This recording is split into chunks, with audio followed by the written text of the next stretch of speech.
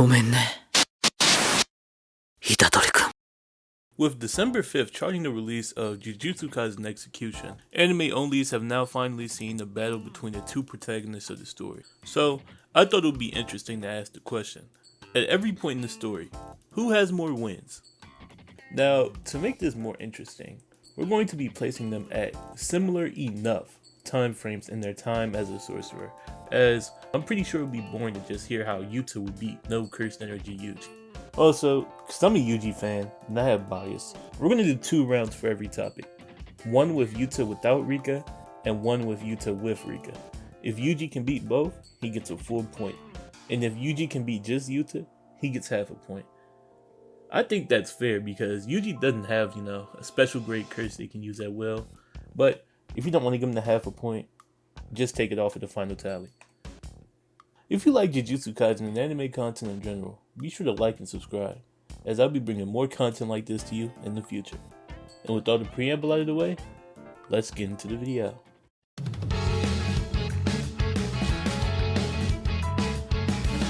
Honestly, I shouldn't even have to talk about this round base to base, as it should be obvious that Yuji, even without cursed energy, would beat the brakes off him. And while Yuta has zero control of Rika at this point, he can still attack subconsciously like she did to the students. So rather than the question being, can Yuji beat Rika? The question becomes, can Yuji survive Rika? And the answer to that question is most likely yes.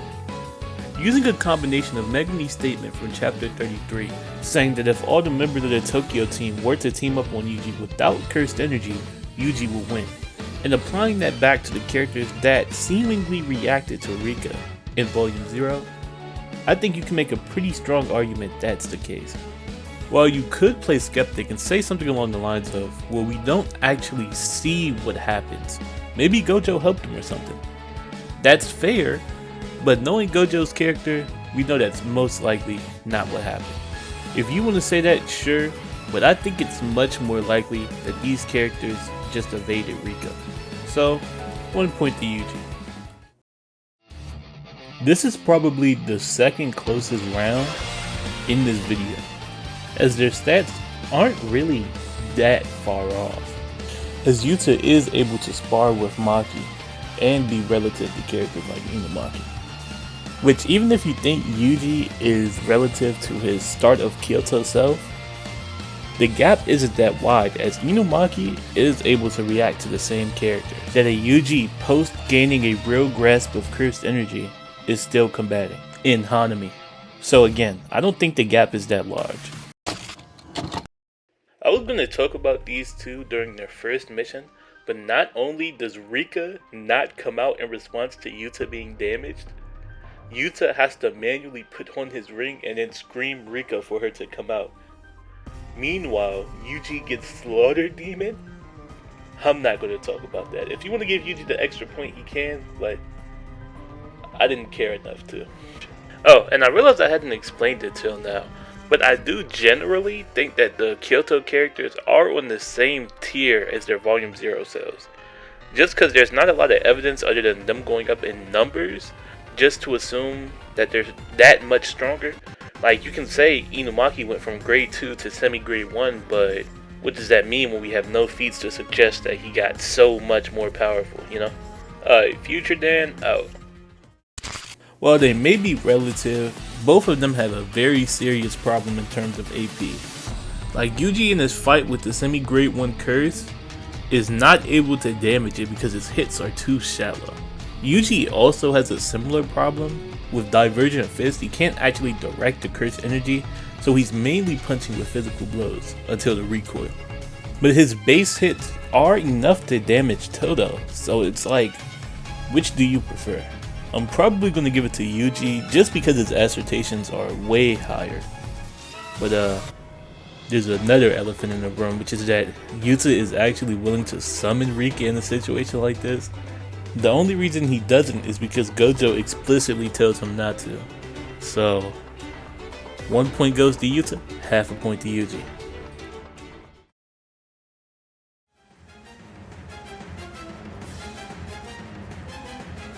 Even though I've skipped about 3 arcs of development for Yuji, this fight is not close at all. This is honestly where the gap in power between the two gets wider and wider in Yuta's favor, depending on your interpretation.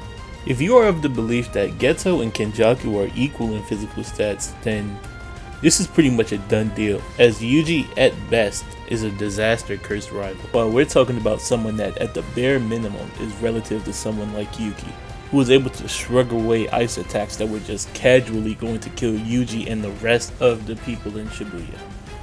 But even if you're contentious of this fact, it should be obvious that Yuta has too much in his arsenal for Yuji to deal with. Cursed speech alone is probably enough of a win con, and let's assume both of them get a Black Flash amp, it's pretty obvious who will win in this case. The monstrous gap in power is too large. Even bringing Rika into this fight seems like extreme overkill. Like, what is this version of Yuji doing to a love being? 1 point to Yuta. I don't think I need to talk about how Yuta gets a point in the Yuji execution arc.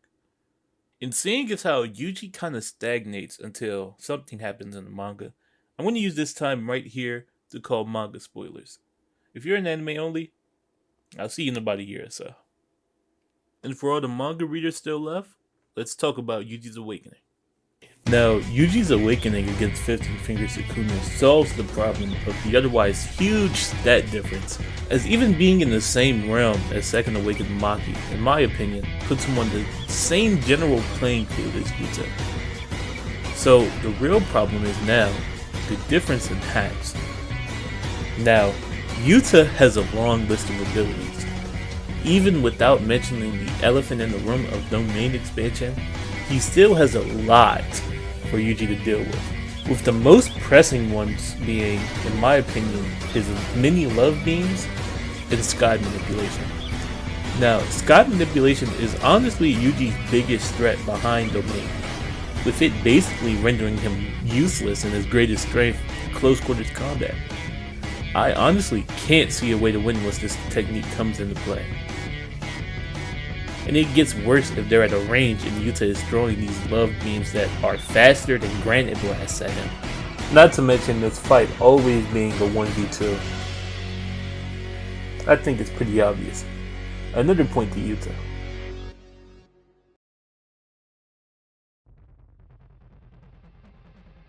Now, I'm 90% sure most of you clicked the video for this one right here. Throughout this video, we've gone from it being pretty one-sided on either side to this battle, which is one of the most contentious in JJK history. There's a lot to digest here. So first, I'm going to speak on why these two are most likely relative in most relevant aspects, and then talk about why the winner most likely just comes down to the domain clash. For starters, I want to touch on the fact that it doesn't make sense for one of these characters to be stronger than the other by some grandiose amount, as the heavy hitters are an extension of Gojo's narrative where he does not want one person to solely stand at the top. So would it really make sense if Yuji or Yuta was that much stronger than each other? I don't think so. Hacks is a far more varying topic. Majority of the stuff we talked about for Yuta becomes useless in this fight. Yuji understands cursed speech.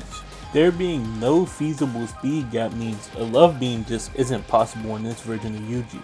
And while Thin Icebreaker is still a huge deal, with Yuji's new additions to the kit being blood manipulation, dismantles that can target the soul, and gauntlets that can tank even Sukuna's domain, Yuta will have a hard time getting any of these off, with I think his most important addition to this fight being Charles' future sight, which could further what I think is a pretty minuscule gap, and Cleave, which is pretty self-explanatory. Going back to Yuji, your interpretation on how Yuji affects the soul will also change this battle drastically. If you think that he can just affect the soul straight up, this is a huge advantage, meaning Yuta most likely won't be able to heal the damage that Yuji does, especially if he makes contact with the soul dismantle. And if you're of the interpretation that he does not, and he only targets the boundary between souls, this really doesn't add anything. Again, this is up to your interpretation, but I think it's a close enough call to say it doesn't really matter.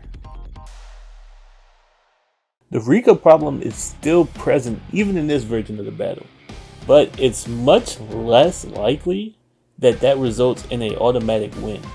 Just because one good Black Flash most likely gets rid of Rika, similar to how Ryu did in Sendai. And with Yuji absorbing the rest of the death paintings, he now has the ability to convert cursed energy into blood, meaning you'd be hard pressed to argue that even with Yuta's major cursed energy advantage, that the gap in their healing is that different. Meaning, as I said, this battle comes down to the domain clash, which is equally as confusing and subjective. Firstly, no, Yuta is not winning the clash easily, even if you think it's more refined. The only case we have of a domain stomp is Satoru Gojo versus Jogo.